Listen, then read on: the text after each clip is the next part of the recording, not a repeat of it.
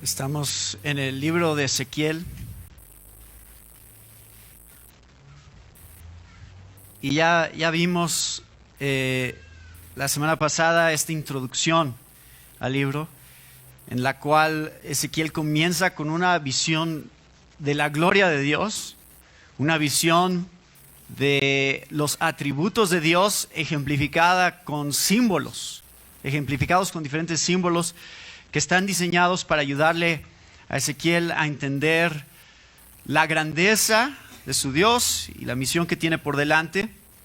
Vimos cómo es que Dios está sobre el trono, Él es soberano y quiere que confiemos en que a pesar de las circunstancias que estamos viviendo, Él está en control. Y Ezequiel estaba en una circunstancia difícil. Como veíamos, él iba a ser sacerdote y esa era su carrera, pero es parte de una deportación que sucede cuando Babilonia invade Jerusalén y se llevan a los mejores que hay en Judea, y uno de ellos es Ezequiel. Entonces cumple 30 años, que es cuando él habría empezado su ministerio sacerdotal, pero los cumple en un estado de cautividad, de cautiverio dentro de Babilonia. Y la situación no se ve bien, la situación se ve terrible para los judíos que están viendo cómo su ciudad santa, Jerusalén, ha sido invadida, cómo están perdiendo el control, cómo es que Dios, ¿qué está haciendo Dios? ¿Está cuidando su templo? ¿Está cuidando Jerusalén? Y de eso se trata en realidad el libro. El libro va a desarrollar esto, es ¿qué está pasando con Jerusalén y por qué? ¿Y hay esperanza o no para los judíos? Entonces, veíamos que Dios le encargó la labor de ser atalaya a Ezequiel. Le dijo, tú, Ezequiel, eres responsable de comunicar el mensaje que yo quiero que tú des, no de la manera en que la gente responda. De eso no eres responsable. Puede ser que te acepten o puede ser que rechacen, pero tú tienes que comunicar el mensaje. De eso sí te mantengo responsable. Si tú no eres obediente, entonces has fallado en la responsabilidad que yo te he encomendado. Y entonces llegamos al final del capítulo 3 a esta parte en la que pues Ezequiel se le ordena no hablar, no decir nada que Dios no le diga que debe de hablar. Y eso es donde terminamos el domingo pasado, con toda la encomienda, todo el ministerio de Ezequiel, cómo es que Dios lo preparó para el ministerio que va a hacer. ¿Sí? Eso, todo lo que vimos, capítulo 1 al 3, es eso. Ezequiel se está preparando para su ministerio. Dios le está diciendo qué es lo que quiere de él. Ahora, hoy vamos a ver desde el capítulo 4 hasta el capítulo 11. Ahora, eso suena como mucho, pero no vamos a estar leyendo todos los versículos. Hay algunas partes que les voy a explicar qué es lo que está pasando ahí. Porque mi intención al ver una sección más grande de Ezequiel es que tengan un panorama más amplio del libro. Que empiecen a ver el panorama más grande de lo que Dios está tratando de comunicar a través de todas las cosas que van a suceder. Y como ya les comentaba, Ezequiel va a hacer un montón de cosas un poco raras. Y varias de estas cosas, la mayoría de estas cosas suceden en el capítulo 4 y 5. Entonces les voy a explicar qué es lo que sucede en estos dos capítulos a grandes rasgos, para que puedan ver. Vamos a leer algunos de los versículos, solo para que vayan entendiendo qué es lo que está pasando. Vamos a estar dividiendo lo que vamos a ver hoy en primero el juicio de Dios, que es donde empezamos. Es lo que primero que Ezequiel quiere ejemplificar o dramatizar es el juicio de Dios sobre Israel. La segunda cosa que vamos a ver es por qué es este juicio. Hay una clave muy importante y Ezequiel, Dios le va a hacer muy claro con Ezequiel por qué es que está cayendo el juicio sobre su pueblo. Pero número 3, vamos a ver cuál es la esperanza que Dios le da a Ezequiel. Entonces es un panorama muy deprimente, muy triste, la mayoría de lo que vamos a ver hoy, pero termina con una nota de esperanza que Ezequiel, Dios quiere asegurarse que Ezequiel entienda y vea. Entonces, ahí es donde queremos que quiero que terminemos, y es por eso que vamos a llegar hasta el capítulo 11. Por eso estamos no quedándonos en ninguno de estos otros capítulos, sino vamos a llegar hasta el 11 para que vean dónde deja todo Dios aquí a esas alturas para él. Entonces, capítulo 4, vamos a ver cómo desarrolla el juicio. La primera labor que le da a Ezequiel es, vas a tomar un adobe y va a diseñar una maquetita. O sea, es una maqueta de Jerusalén. Y así como niño chiquito, ¿no? Te vas a poner a jugar con esta maqueta y vas a ejemplificar para ellos cómo es que va a ser destruido Jerusalén. Entonces, lo haces así como de barro, y ahí están las torres, y ahí están las casitas, y aquí está el templo, y ¿no? Está jugando Ezequiel con sus muñecos, y llegan los invasores, y van y yo me imagino, está en las calles ahí, enfrente de todos los judíos. ¿No ven? ¿Y qué estás haciendo, Ezequiel? No, estoy jugando con un mini Jerusalén, y mira mis soldaditos y todas las figuritas. Entonces, eso es lo que le encomienda Dios a Ezequiel, es ponerse a jugar básicamente y a ejemplificar a través de un modelo a escala de lo que va a pasarle a Jerusalén. No nada más eso, sino que le dice, vas a agarrar un sartén, y eso está en el versículo 3, básicamente eso es lo que le dice, una plancha de hierro, un sartén, y ponlo en lugar de muro de hierro entre ti y la ciudad. Entonces pones ese sartén entre ti y la ciudad, tu rostro contra ella, y entonces tú estás del otro lado y estás cercando la ciudad con este sartén. ¿Qué es lo que vas a estar ejemplificando? Bueno, va a estar ejemplificando cómo Dios está escondiendo su rostro de su pueblo cuando Israel sea invadido. Entonces es la primera cosa que vemos, que va a ser ejemplificada, y continúa. Ahora le dice, eso es una manera. Después de eso, vas a hacer otra cosa. Vas a acostarte de tu lado izquierdo, y te vas a acostar de tu lado izquierdo por 390 días. De tu lado izquierdo. Y no te pares, bueno. Sí se para, porque van a ver más adelante en realidad que hasta se hace de comer y todo, pero en general vas a estar acostado todos estos días de tu lado izquierdo, y después te vas a ir a acostar de tu lado derecho 40 días. O sea, más de un año vas a pasarte la mayor parte del tiempo acostado. Y hay algo muy interesante, ahí le dice, llevarás sobre ti la maldad de ellos. Cuando estés de un lado, llevarás la maldad de ti, la maldad sobre ti, de ellos, y del otro lado también, empezando a mostrar esta idea de cómo alguien puede, de hecho, cargar con el pecado de otros, o cómo puede representar que está cargando con el pecado de otros. Ahora, esto está a lo largo de todo el Antiguo Testamento, especialmente en los sacrificios. Si se acuerdan, está el día de la expiación, y matan a un carnero y derraman su sangre, y el sacerdote pone sus manos sobre él y lo echa al desierto, lo manda a correr, y dice, él se está llevando los pecados del pueblo.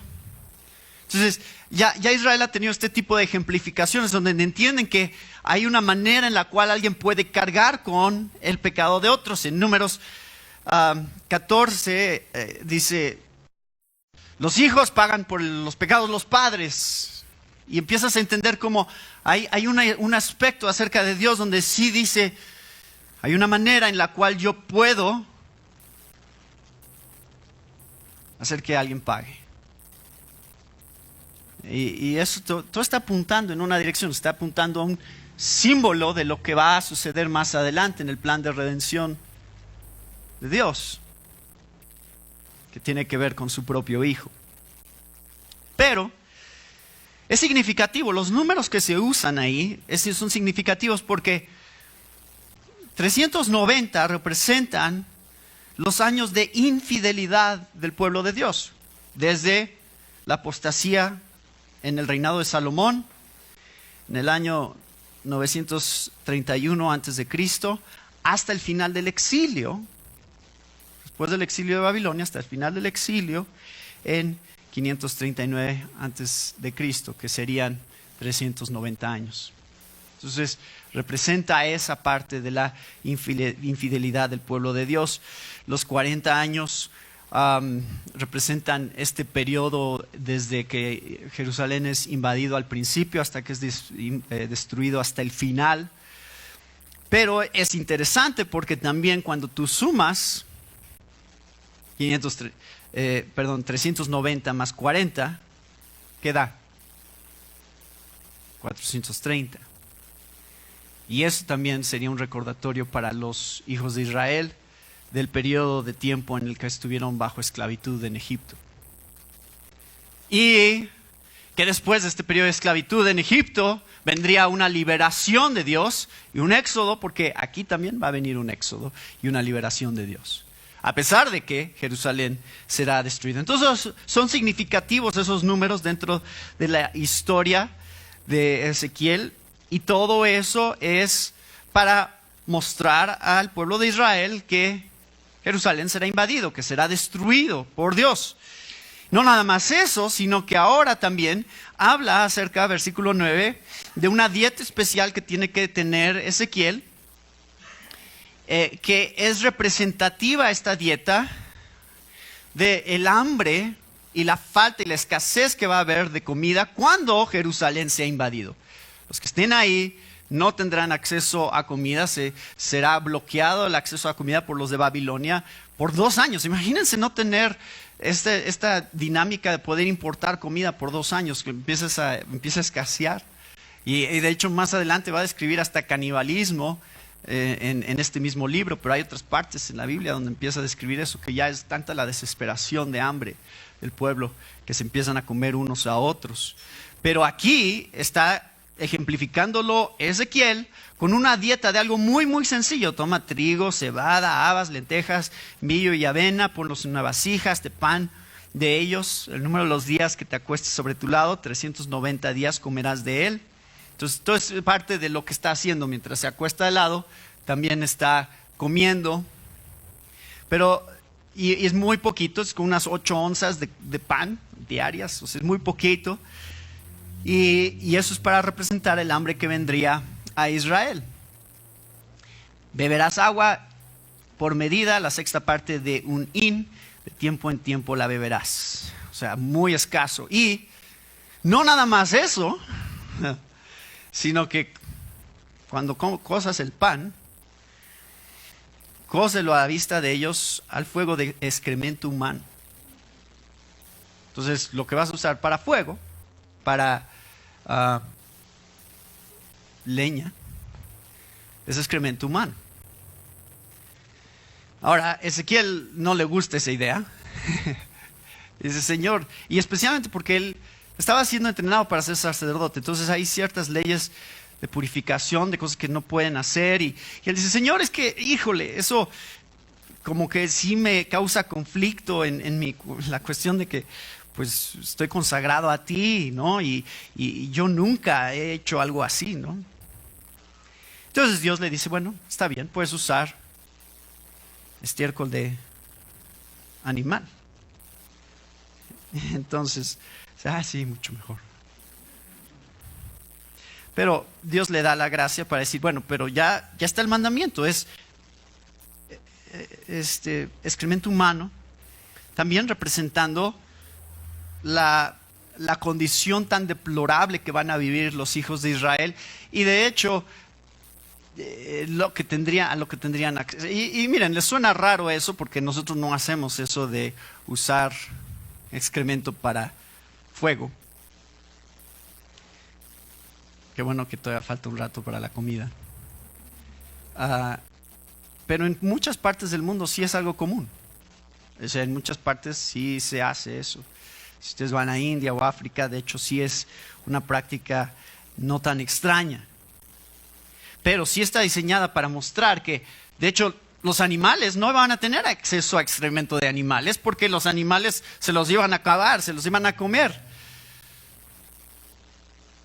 bajo las condiciones que iban a tener.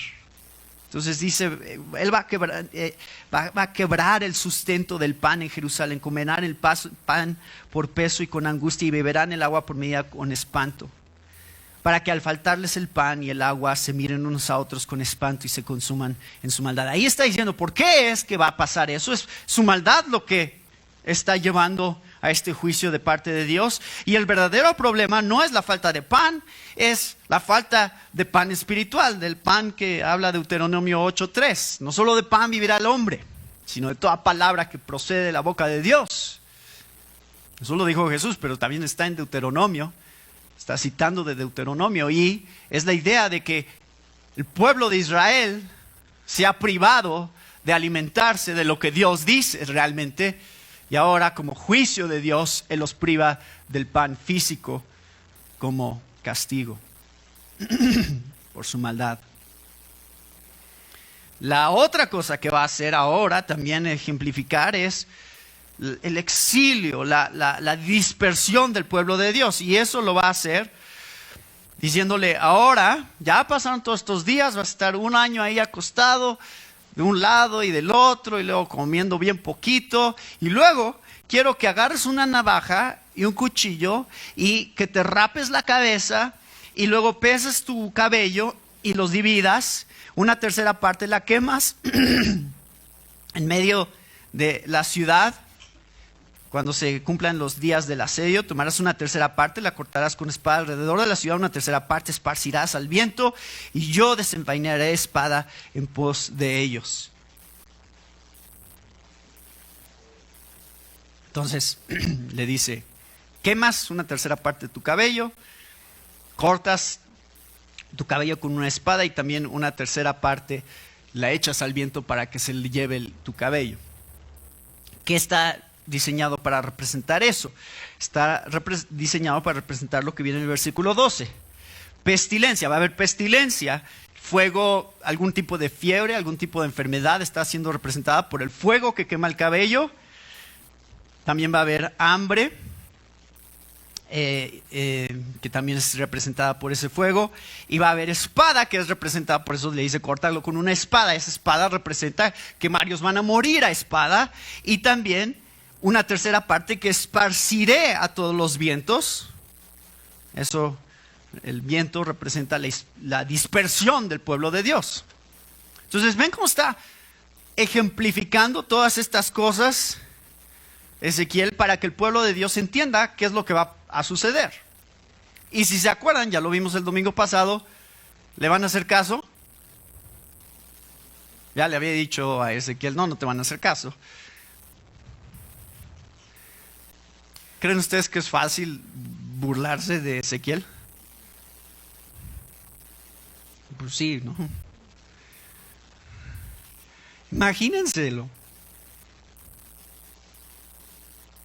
Primero jugando con unas maquetas de Jerusalén. Y eso no es tan malo, pero luego teniendo que acostarse por más de un año y es pasarse la mayor parte del tiempo acostado, y luego comiendo bien poquito, y luego comiendo sobre excremento, y luego rapándose la cabeza y haciendo un montón de cosas con su cabello, quemándolo y aventándolo al viento.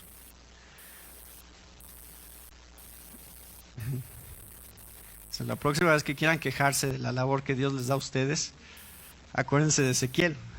Digan, Señor, gracias porque no soy Ezequiel. No me estás pidiendo que haga lo que le dijiste a él que hiciera. Está loquito. O sea, entonces eso decía la gente, yo creo, ¿no? ¿Qué le pasa a ese cuate? Está haciendo cosas bien raras. Pero claro, Ezequiel está ejemplificando, está tratando de comunicar qué es lo que va a suceder con el pueblo de Dios y por qué. Una y otra vez a lo largo de este capítulo 5 explica que es por sus abominaciones, versículo 9, a sus abominaciones, versículo 10, sus abominaciones. Habla acerca de, yo estoy contra ti, versículo 8. Y se cumplirá mi furor y saciaré en ellos mi enojo. Y tomaré satisfacción y sabrán que yo, Jehová, he hablado en mi celo.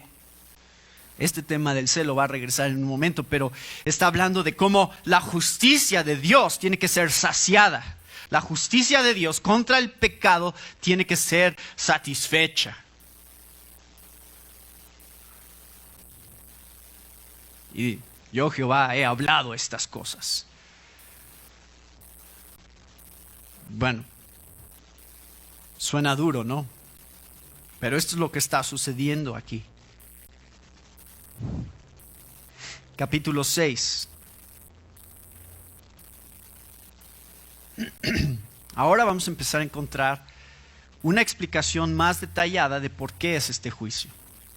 Ahora a Ezequiel se le va a encomendar hablar sobre por qué. ¿Por qué tanto enojo? ¿Por qué tanta ira de parte de Dios? ¿Por qué el castigo de Dios sobre su pueblo? Y le va a dar varios ejemplos. Todos tienen que ver realmente con la idolatría. Y para los que estuvieron durante la conferencia de Diseñados para su Gloria, saben que cuando hablamos acerca del homosexualismo en la conferencia, dijimos, realmente no es el tema el homosexualismo. Realmente el tema es la idolatría de nuestros corazones. El homosexualismo solamente es una expresión de la idolatría.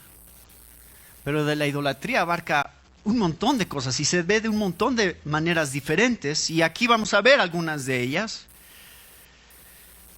Primeramente, y vamos a definir un poquito. Primero nada más quiero darles tantito de lo que el Nuevo Testamento dice acerca de la idolatría. 1 Juan 2:16, porque todo lo que hay en el mundo, la pasión de la carne, la pasión de los ojos y la arrogancia de la vida, no proviene del Padre, sino del mundo. Esa es una buena definición de qué es la idolatría en nuestros corazones. Todo lo que atesoramos de este mundo, todo lo que atesoramos acerca de nosotros mismos por encima de Dios, eso es idolatría. No tienes que tener un santito en tu casa o en tu cartera para tener ídolos. El primer ídolo, perdón, el primer ídolo es en los montes, los describe aquí, dice, quiero que profetices contra los montes. ¿Por qué contra los montes? Bueno, porque cuando Israel llegó a Canaán, en los montes era donde se hacían estos altares a Baal y a Acera. Y es en los montes donde se hacían los sacrificios, es en los montes donde estaban los altares. Y ese era el problema, esa era la influencia que tenía el pueblo de Israel. Y en particular estos altares de los montes se usaban para estos ritos de fertilidad, que es un poquito extraño, pero esta es la idea, era que Acera era la madre de Baal, pero también pues era como su amante. Y cuando Baal y Acera tenían relaciones sexuales, eso producía fertilidad en la tierra. Y la práctica de los cananeos era que si tú ibas y tenías relaciones sexuales con una prostituta del templo de Baal en alguno de estos lugares de sacrificio, eso era una invitación a los dioses a hacer lo mismo. Entonces se creía que si tú ofrecías este tipo de sacrificio sexual a los dioses, eso iba a generar que entonces ellos tuvieran relaciones sexuales para que entonces hubiera fertilidad en el campo.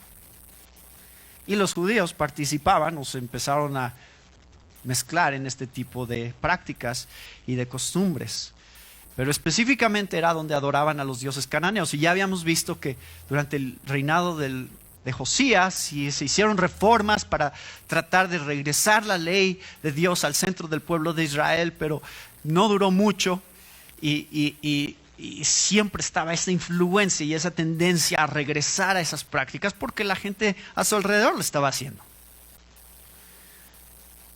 Y es esta idolatría de la que leemos en Isaías 44 y en Oseas 4, o sea, todos estos pasajes que nos están apuntando hacia la realidad de lo tonto de hacerse ídolos o de buscar cosas hechas por nosotros para adorar.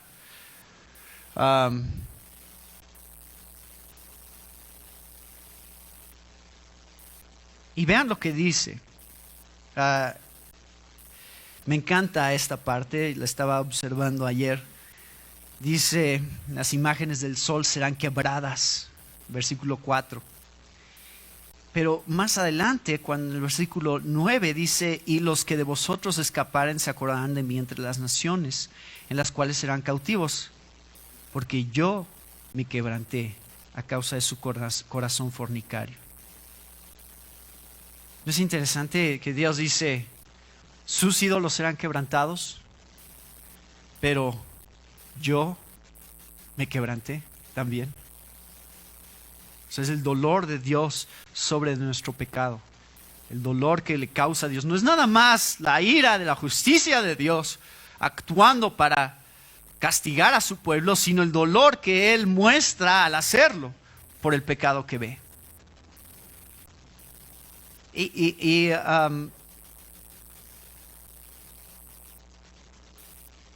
En el versículo 9 dice, los que de vosotros escaparen se acordarán de mí entre las naciones. Lo cual significa que ¿qué? Que se habían olvidado. Entonces, ¿cuál es la razón de la idolatría? Dice Dios, el problema es que se olvidan. Se les olvidan las cosas, se les olvidan quién soy, se les olvida lo que yo he hecho por ustedes y entonces empiezan a distraer con un montón de cosas a su alrededor. ¿No es lo mismo que nos pasa a nosotros? ¿No es la razón por la cual tenemos que celebrar la Cena del Señor cada domingo? Porque se nos olvida y cuando se nos olvida, la tentación de la idolatría es mucho más fuerte y mucho más efectiva. Cuando dejamos de leer nuestras Biblias, cuando dejamos de orar, cuando dejamos de estar en comunión con el Señor, es cuando Satanás puede ganar mayor ventaja en nosotros. La otra cosa que encontramos aquí es que hace una analogía con la idolatría y la fornicación. Esto es muy importante, hermanos, porque esto va a regresar más adelante en el libro de Ezequiel. La idea del adulterio, de la fornicación de Israel como mujeres que se están entregando a otros hombres, que se desnudan delante de otros hombres para que se aprovechen de ellas. Y es muy explícito el libro, más adelante va a venir esto y ahora nos está diciendo qué es lo que eso representa. Dice, la idolatría es un corazón fornicario de inmoralidad sexual que se apartó de mí. Por eso en el versículo 13 dijo, he hablado con mi celo. Por eso dice Dios, yo estoy celoso. ¿Por qué? Porque yo tengo un pacto con ustedes y ustedes lo han quebrantado. De la misma manera en que dos personas pueden quebrantar el pacto matrimonial al tener relaciones sexuales con alguien que no es su esposa o no es su esposo. De la misma manera ustedes están quebrantando el pacto conmigo y yo los celo como un Dios que ya tiene un pacto con ustedes, que tiene derecho a tener celo. Hay un celo que no es saludable y hay un celo que sí es saludable, ¿no es cierto? Hay un celo de control y de posesión que puede ser tóxico en una relación. Pero hay un celo correcto y santo que es, hicimos un pacto delante de Dios, tú y yo, para siempre. Pase lo que pase. Y yo quiero honrar ese pacto. Y si no lo honro, entonces tienes todo el derecho a tener celo por quebrantar ese pacto. Si yo no lo cumplo, tienes derecho a tener celos de mí. porque soy tuyo. Y eso es lo que prometimos cuando nos casamos, es: yo soy tu esposo para siempre, hasta que la muerte nos separe. Y mi compromiso está contigo y nada más contigo. De todas las mujeres, tú eres la única. Y la mujer dice: de todos los hombres, tú eres el único. Y el pueblo de Israel está ejemplificando una mujer adúltera. Y sabrán que yo soy Jehová, dice el versículo 10. Palmotea con tus manos, versículo 11, y golpea con tu pie. Y di: ay, por todas las grandes abominaciones de la casa de Israel, porque con espada y con hambre y con pestilencia caerán. Ejemplificando la manera en que los enemigos de Dios se van a regocijar ante su caída. Y otra vez, versículo 3, y sabréis que yo soy Jehová. Y versículo 14, y conocerán que yo soy Jehová. Una y otra vez, el juicio de Dios muestra quién es Dios. ¿En qué? En su justicia. A lo mejor todavía no queda muy claro cómo se ve la idolatría. A lo mejor decimos: bueno, pues yo nunca he hecho un altar en el monte.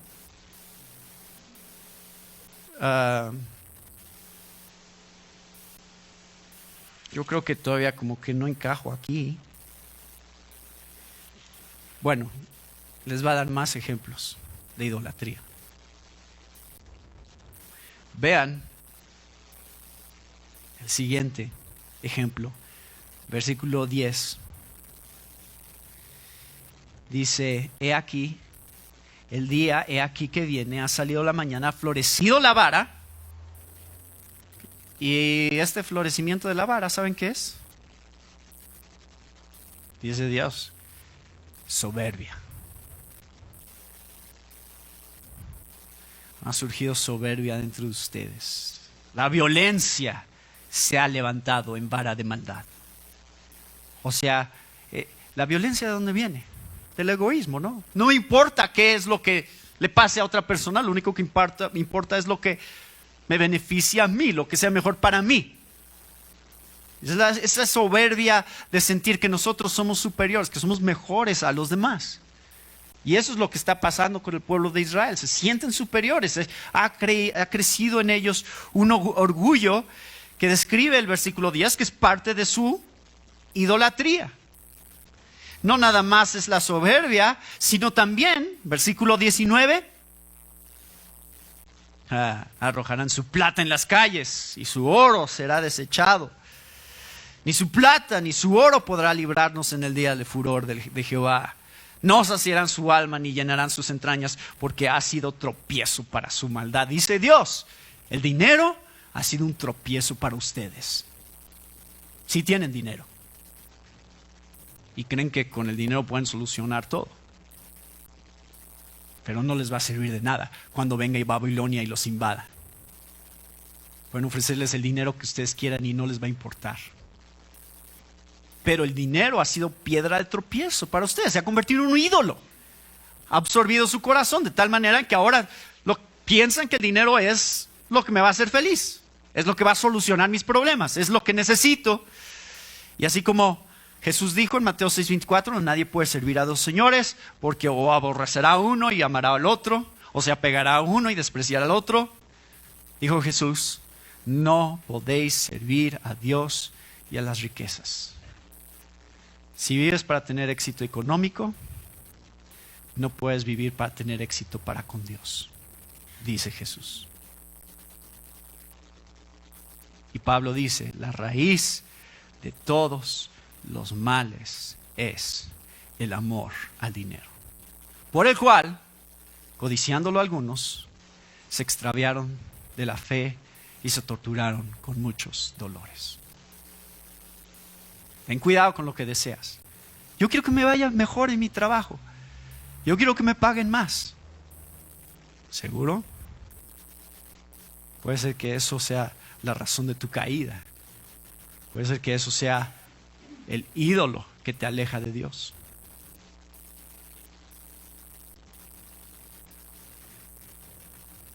versículo 26. Quebrantamiento vendrá sobre quebrantamiento y habrá rumor sobre rumor. Y buscarán respuesta del profeta, mas la ley se alejará del sacerdote y de los ancianos el consejo. Para todos va parejo, líderes, esclavos, pequeños, grandes, todos van a sufrir las consecuencias por su pecado. Y ustedes, va a llegar el momento en que van a decir, sí, cierto, voy a Dios, voy a buscar el consejo de Dios. Y va a decir Dios, ya es muy tarde, ya no hay más oportunidad. Y esto va a venir un poco más adelante. Entonces, básicamente está diciendo Dios, parte de su problema es que están posponiendo las cosas. Están diciendo, todo va bien, tengo tiempo. A estas alturas que Ezequiel está profetizando estas cosas, todavía no suceden. Y por eso es que la gente dice, Ezequiel, estamos bien. Sí está Babilonia y sí se llevaron a unos, pero aquí estamos en Jerusalén bien, tenemos el templo, tenemos nuestro muro. No podemos estar tan mal, somos el pueblo de Dios. Dios nos va a proteger, Dios nos va a cuidar. Y cuando venga la destrucción, entonces iban a decir, sí quiero arrepentirme. Pero ya será demasiado tarde. Está diciendo, no pospongan el mensaje del arrepentimiento. Hoy es el día de salvación, hoy es el día de arrepentirse, pero no lo harán. No lo harán, pueblo de Israel, y sabrán que yo soy Jehová.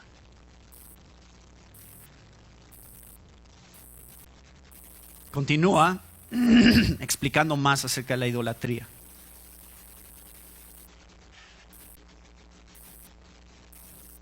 Es que iba a agarrar la menta, pero me acordé que cuando estoy chupando la menta se escucha mucho y los distrae.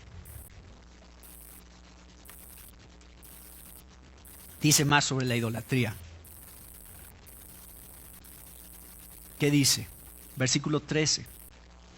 Nuevamente, vean versículo 3 del capítulo 8 otra vez. La imagen de celo, la que provoca celos.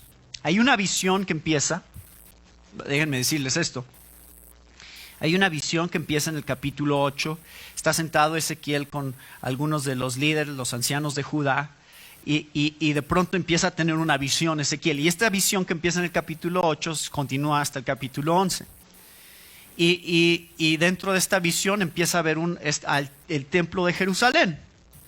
Y dentro del templo de Jerusalén ve una imagen, probablemente Acera, o a lo mejor la reina del cielo, que menciona Jeremías 7 o Jeremías 44, que también era una diosa pagana. La reina del cielo, fíjense, no sé si les suena familiar ese término, pero en la Biblia es una diosa pagana que provoca celos a Dios. Y he aquí, ahí estaba la gloria del Dios de Israel, como la visión que yo había visto en el campo. Entonces, ya está teniendo una visión muy parecida a la que tuvo en el capítulo 1. Y va en el templo, ve que ahí está una estatua, un ídolo.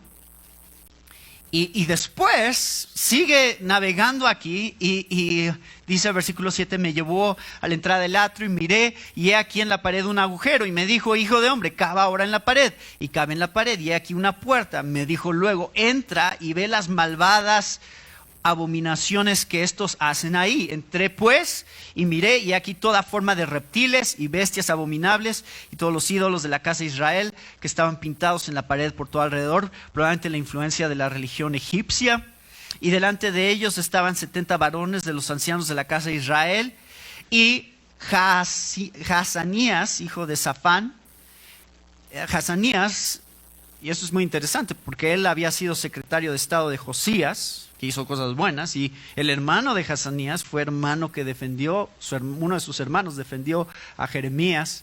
O sea, su familia sí había gente que hizo lo bueno, pero Hazanías era uno de estos líderes del pueblo de Israel que se había apartado y había buscado la idolatría en su propia vida también. Pero son los líderes. cada uno con su incenciario en su mano, y subía una nube espesa de incienso, y me dijo: hijo de hombre, ¿has visto las cosas que los ancianos de la casa de Israel hacen? Y aquí está la clave: en tinieblas, cada uno en sus cámaras, pintadas de imágenes, porque dicen ellos: no nos ve Jehová. Jehová ha abandonado la tierra. No le importa a Dios qué es lo que hago en lo privado. No le importa a Dios qué es lo que hago cuando nadie me ve. Entonces, una de las características de la idolatría es: ¿qué es lo que haces cuando nadie te ve? ¿Qué es lo que haces en lo oscuro? ¿No es verdad que la mayor parte de los pecados se cometen en lo secreto y en lo oscuro? Y eso manifiesta cuáles son nuestros ídolos. ¿Recuerdan la imagen? Y va a venir ahora en el capítulo 10. Dios, la presencia de Dios sobre su trono, y los querubines que van a ser descritos, y las ruedas que tienen ojos por todos lados, están diseñados para decirnos: Dios ve todo. Tú no te puedes esconder de Dios, pero la idolatría se manifiesta cuando tú ignoras esa realidad, cuando tú ignoras ese atributo de Dios, de su omnisciencia, y piensas que lo que hay en tu corazón o en tu mente, o lo que hay en privado en tu recámara, eso no importa. Dice Dios: esa es la idolatría que yo estoy juzgando.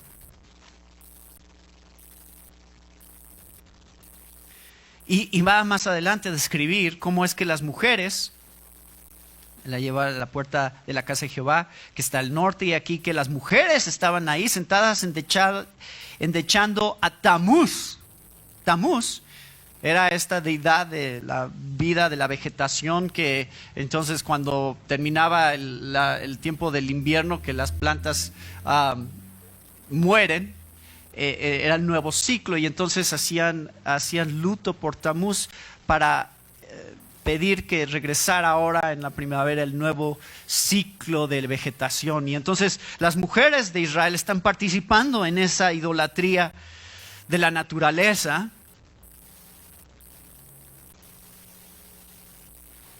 Y luego también dice: junto a la entrada del templo de Jehová, entre la entrada y el altar, como 25 varones, sus espadas vueltas al templo de Jehová y sus rostros hacia el oriente, y adoraban al sol, postrándose hacia el oriente. Y entonces, ¿ven lo que está pasando aquí? Lo que está pasando realmente, creo, es lo que es sincretismo, lo llamamos sincretismo, que es: combinas de todas las creencias y religiones que tú ves como lo que más te gusta y lo que más te acomoda, para crear tu propia religión. Y muchos de los judíos no negarían que servían al Dios de Abraham, Isaac, Jacob, que ese era su Dios, pero no tenía ningún problema también adoptando cosas de las culturas que los rodeaban e incorporándolas a su vida como judíos. Y este sincretismo es una mezcla. Entonces tienen dioses cananeos de los montes, dioses egipcios de las figuras de los reptiles y de los animales en las paredes. Tienen dioses babilonios, que es Tamuz. Tienen el sol, que es de las religiones occidentales. Entonces tienen toda esta combinación de culturas y de influencias, y están diciendo: no pasa nada, está bien.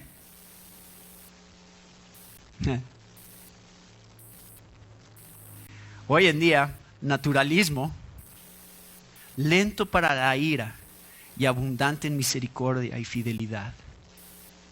El que guarda misericordia a millares, el que perdona la iniquidad, la transgresión y el pecado. Ese versículo me gusta más, hermano. Ese sí lo pongo en la sala de mi casa. Pero el versículo 18, ¿lo pondrían ahí en la sala de su casa? Yo procederé con furor, no perdonará mi ojo, ni tendré misericordia. Y gritarán a mis oídos con gran voz y no los oiré. Pero sigan leyendo Éxodo 34. Dice,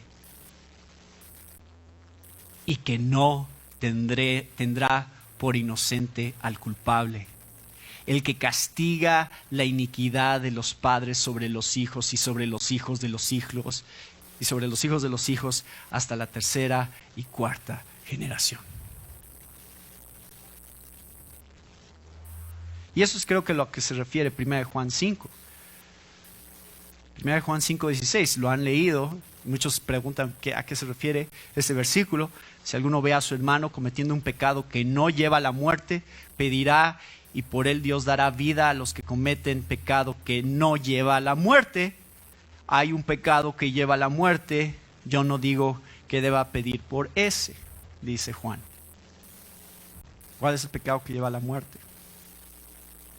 Es esta condición en la cual ya no hay más oportunidad. Esta condición en la cual Dios dice, esto es suficiente, yo los entrego a sus pasiones para juzgarlos y condenarlos por su pecado. ¿Es Dios un Dios paciente? Sí, claro que es paciente. La Biblia dice que es paciente. Pero hay una diferencia entre paciencia e indiferencia, ¿no es cierto? Si Dios no llegara a un momento en el que dijera hasta aquí, entonces simplemente sería un Dios que diría no me importa, hagan lo que quieran, yo nunca voy a hacer nada. Eso sería indiferencia al pecado, y Dios no es indiferente al pecado, pero el hecho de que hay un límite, que hay un punto en el cual ahora sí entra, es porque sí ha sido paciente. Así es como se muestra la paciencia, es porque se está esperando para hacer algo. Y cuando lo hace, muestra cuánto tiempo dejó de paciencia antes de actuar en su justicia y su condenación. Dense cuenta, aquí todavía faltaban como 2 años antes de que le sucedieran estas cosas al pueblo de Israel. Y Ezequiel ya se los estaba diciendo, esto es lo que les va a pasar. Y claro, no están escuchando y no están haciendo caso. Y está diciendo, y va a llegar el momento, y cuando llegue el momento, ya no habrá más oportunidad de arrepentimiento. Entonces la paciencia de Dios tiene un límite, que es el momento en el cual cae su juicio. Y ya lo vimos en el libro de Apocalipsis claramente. Así que, capítulo 9, ahora, vamos bien, ¿no? Ya llegamos al capítulo 9. Capítulo 9 nos va a mostrar otra realidad, pero me voy a adelantar tantito, brevemente, porque el capítulo 10 es otra de las consecuencias de la idolatría. Y el capítulo 10, léanlo con calma, no lo vamos a leer todo ahorita, pero básicamente es una repetición de lo que ya sucedió en el capítulo 1. Y ahora en el capítulo 10 van a encontrar las mismas tipos de descripciones, los 4 seres vivientes, pero ahora los identifica claramente Ezequiel como querubines. Y va a hacer mucho énfasis en esto. Y la razón por la que esto es importante es porque justamente en el templo, y especialmente en el lugar santísimo, en el templo estaban adornando los querubines las paredes, pero en el lugar santísimo los querubines protegían el arca del pacto y el propiciatorio, y la santidad de Dios y la gloria de Dios que llenaba el lugar santísimo era protegida por estos querubines. Entonces la imagen que ahora tiene Ezequiel tiene que ver con la imagen del templo y del lugar santísimo, y es muy claro, y por eso es que los querubines son importantes aquí. Pero a lo largo del capítulo 10, se los resumo, va a ver Ezequiel cómo se está elevando la gloria de Dios por encima del templo, y gradualmente se está alejando del templo y se está moviendo en una cierta dirección. Y al final del capítulo 11, ya la gloria de Dios abandona el templo de Jerusalén. Entonces, la imagen, la visión que está teniendo Ezequiel es que por causa de la idolatría del pueblo de Dios, es que la gloria de Dios se va a apartar del templo y ahora será destruido. Pero viene esperanza. Así que, no se preocupen, esto es lo que sigue. Capítulo 9. parte de esta visión es unos verdugos de la ciudad que han llegado y traen en su mano instrumentos para destruir. Y lo que van a hacer es que van a entrar con estos instrumentos y van a matar a la gente. Les dice, no tengan misericordia, maten a viejos, jóvenes, vírgenes, niños, mujeres, que no quede ninguno. Esa es la instrucción acerca de estos verdugos. Pero también hay uno que trae en su cinturón un tintero de escribano. Y él, su tarea es poner una señal en la frente a los hombres que gimen y que claman a causa de todas las abominaciones que se hacen en medio de ella. Entonces les va a mostrar cómo es que ellos no van a sufrir la ira de Dios. ¿Les suena parecido a algo esto? Escribe sobre sus frentes mi nombre y yo los guardaré, los protegeré. Esto aparece con el simbolismo de los 144,000 en Apocalipsis 14. Los 144,000 tienen el nombre de Dios escrito en sus frentes, que simboliza el pueblo escogido de Dios, aquellos que sirven a Dios, que no se han contaminado con mujeres. Y más aún, si ven el capítulo 13 de Apocalipsis, se encuentran que aquellos que tienen la marca de la bestia sobre sus frentes, ellos sí reciben la ira de Dios. Ellos sí son recipientes de la ira de Dios. Solamente los que tienen la marca de la bestia sobre sus frentes o sobre sus manos. Entonces funciona así. Dice, si tú tienes la marca de Dios, sufres la ira de los enemigos de Dios. Y si tú tienes la marca de los enemigos de Dios o de la bestia, sufres la ira de Dios. ¿Cuál prefieres? ¿La ira del enemigo de Dios o la ira de Dios? Yo escojo la ira de los enemigos de Dios, porque la ira de los enemigos de Dios es temporal, pero la ira de Dios es eterna. Entonces van líderes primero. Primero son los líderes, los cuales, dice el versículo 6, comenzaron pues desde los varones. Y miren, todo esto es una visión, acuérdense, esto es una visión. Y hay la pena de muerte en el Antiguo Testamento por la idolatría. Levítico 20, Levítico 24, Éxodo 22, Números 15, todos esos pasajes nos muestran que el castigo de la idolatría era la muerte. Y ahora lo está viendo ejemplificado en el pueblo de Israel. A eso es lo que van a sufrir. Y los líderes van primero. Al que mucho se le da, mucho se le demandará. A los ancianos que estaban delante del templo. Y ahora sí quiero mostrarles dónde está la esperanza de este pasaje. Y con esto vamos a terminar, porque esto es muy importante. Número 1.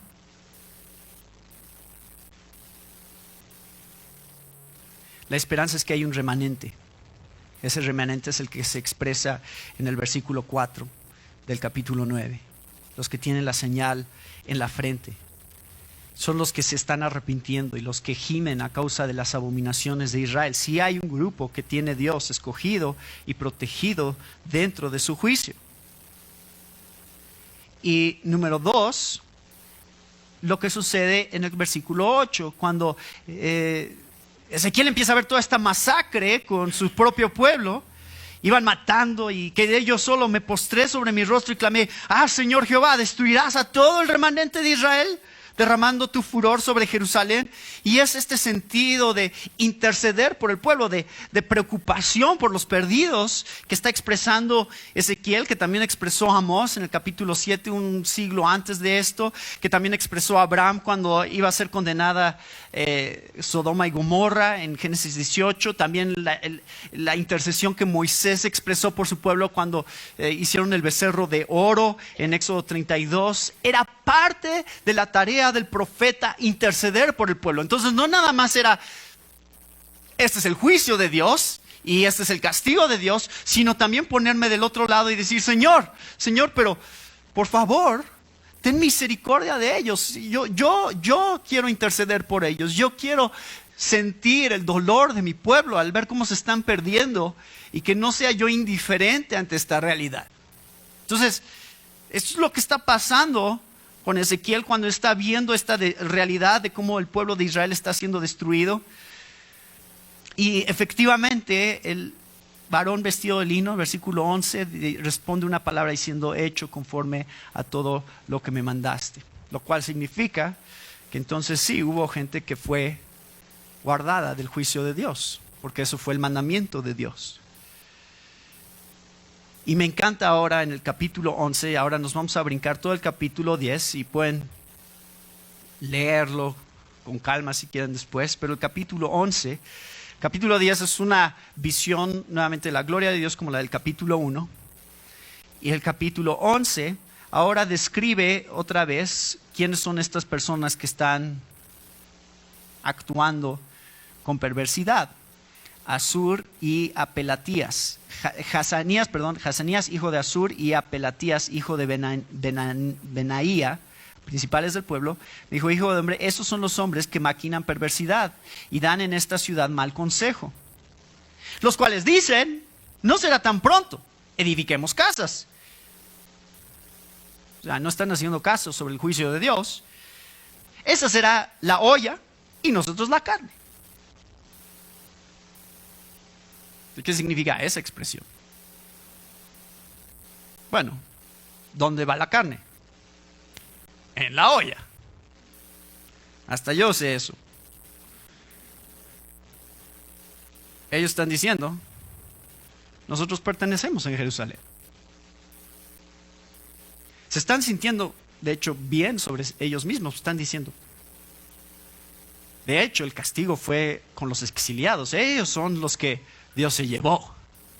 El castigo que les está dando a ellos, se los llevaron a Babilonia. A nosotros nos dejó Dios en Jerusalén.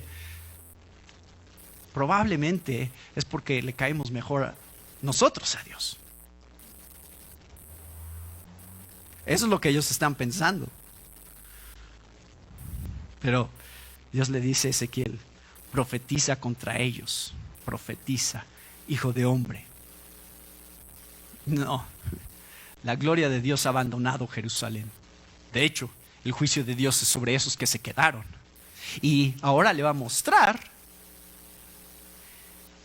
Y esta parte es hermosa, versículo 16. Quiero que lo vean. Así ha dicho Jehová el Señor: aunque les he arrojado lejos entre las naciones. Esto está hablando a los exiliados. Y les he esparcido por las tierras. Con todo eso, les seré por un pequeño santuario en las tierras a donde lleguen.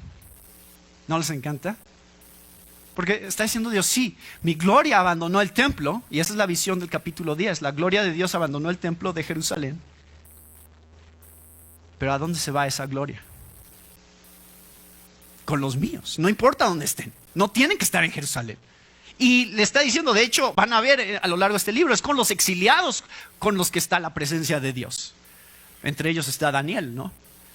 Es con ellos que Dios está acompañándolos y guiándolos para que ellos disfruten de la bendición de lo que va a ser la restauración de Jerusalén. Porque al final de estos 70 años que van a estar exiliados en Babilonia, va a invadirlos Ciro y el imperio persa, y ya vimos eso en el libro de Daniel. Y entonces inmediatamente cuando eso sucede, se mandan de vuelta y empiezan la reconstrucción del templo y de la muralla, y ahí van a entrar unos personajes como Zerubabel y Josué y Esdras y Nehemías, que ni siquiera han nacido todavía, pero ellos son los que va a usar Dios para hacer lo que dice el versículo 17. Así ha dicho Jehová el Señor: yo os recogeré de los pueblos y os congregaré de las tierras en las cuales estáis esparcidos, y os daré la tierra de Israel.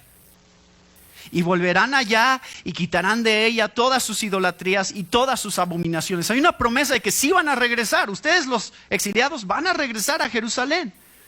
Yo sigo estando con ustedes. ¿Es esto esperanza?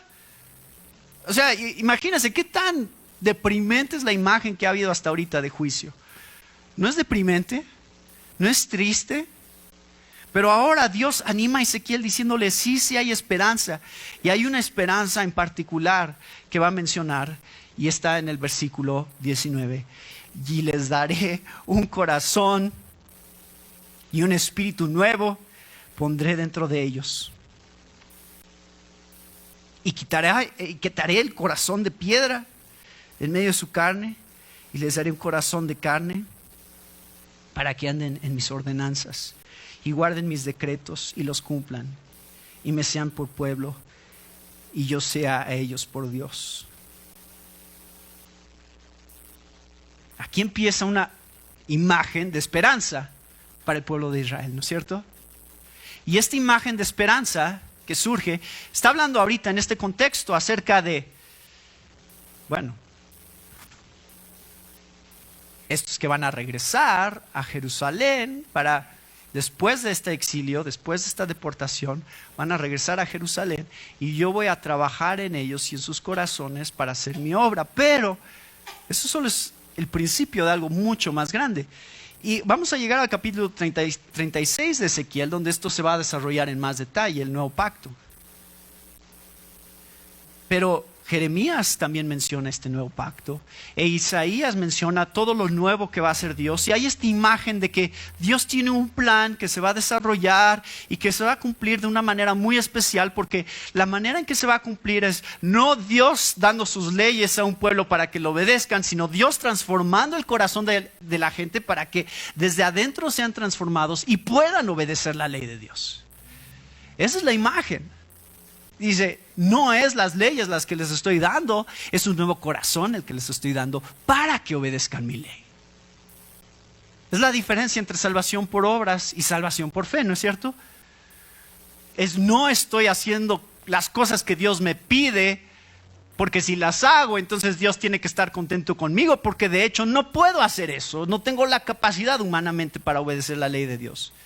Pero si yo creo en Cristo Jesús y pongo mi confianza en Él y solamente en Él, entonces Él hace una transformación interna que empieza a transformar la manera en que veo la vida y veo las cosas y las cosas que amo y las cosas que odio, y empiezo a atesorar lo mismo que Dios atesora, y entonces mi vida empieza a cambiar y puedo obedecer la ley de Dios día a día. Porque ahora el pecado ya no se enseñoreará sobre de mí. Ya no soy esclavo del pecado, ahora soy esclavo de Cristo. Y esa es la realidad que dijo Jesús cuando estaba con sus discípulos para partir el pan y para tomar la copa cuando estaban celebrando la Pascua. Y dijo, esta copa es el nuevo pacto en mi sangre. Ese nuevo pacto del que hablaba Ezequiel, ese nuevo pacto del que hablaba Jeremías, eso nuevo de lo que hablaba Isaías una y otra vez que iba a ser Dios, yo lo estoy cumpliendo en mi sacrificio. Y no es nada más para el pueblo de Israel, es para todos aquellos que ponen su fe y su confianza en Dios.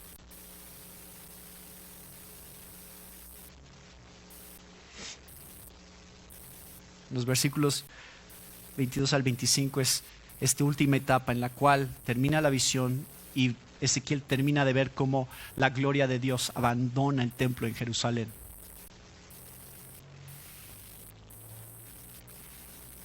Entonces, hermanos, ¿hay esperanza?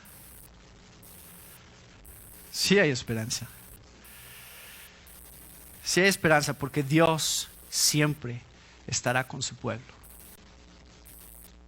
Primero, estaba en la presencia del templo de Salomón hasta el exilio. Después estaba en un santuario temporal a través de los exiliados. Después estuvo en Jerusalén desde el año 516 a.C. hasta el año 70 después de Cristo. Y después de esa destrucción es claro que está en los corazones de los nuevos creyentes en Cristo Jesús. Y están en un templo eterno en la Nueva Jerusalén. Ya no habrá templo, porque el Señor será el templo, dice Apocalipsis 21.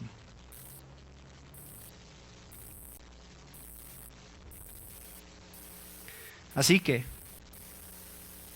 tomen la advertencia de juicio seriamente. El pecado es serio y tenemos que arrepentirnos. Tenemos que arrepentirnos de la idolatría de nuestro corazón. Esto no es para algunos nada más, es para todos. Y tenemos que aceptar el nuevo pacto en la sangre de Cristo, que hace la clase de transformación que Ezequiel describe aquí. ¿Quieres un nuevo corazón?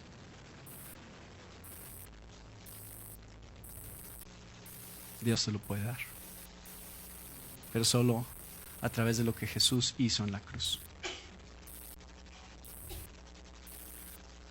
Gracias, Señor, por tu palabra.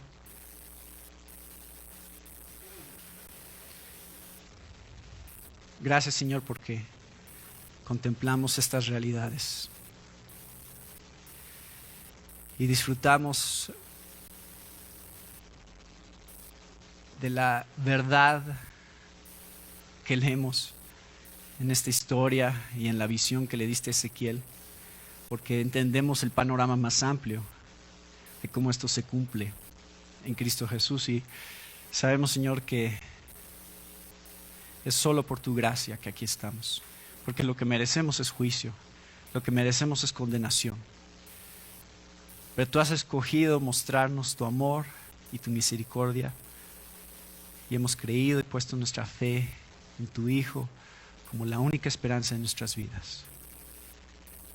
Ayúdanos a proclamar esto con valor, a proclamarlo como Ezequiel lo hizo, sabiendo, Señor, que este es el único mensaje que realmente importa, el único mensaje que puede transformar a una persona, es el mensaje de Cristo Jesús. Oramos, Señor, oramos por todos aquellos que están perdidos en la idolatría de su corazón.